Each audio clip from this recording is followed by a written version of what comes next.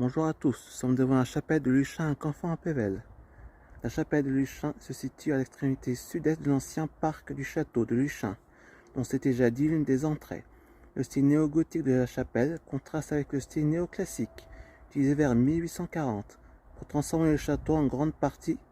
Elle représente un exemple précoce de style religieux qui fera fureur sur le Second Empire, alors ainsi que des détails comme la porte d'entrée, l'autel, les arcs en accolade témoignent de cette mode du gothique dit troubadour.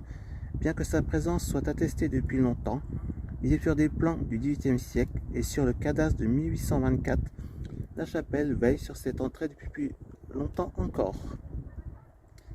Une halte à Luchin. Les processions paroissiales faisaient une halte à la chapelle de Luchin, notamment lors de la fête Dieu.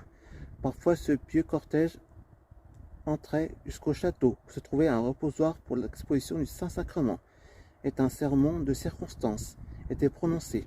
Dans les souvenirs de la famille Dehaut de Bouvines, il notait qu'un père dominicain nommé Desabrais y avait un bel auditoire, très attentif, parfois rassemblé devant la chapelle elle-même.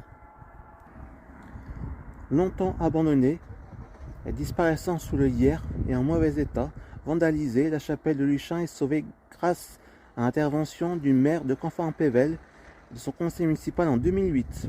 La restauration est réalisée par l'entreprise Deforges, spécialisée dans la rénovation de monuments anciens, établie à Aveluy, dans le nord de la France.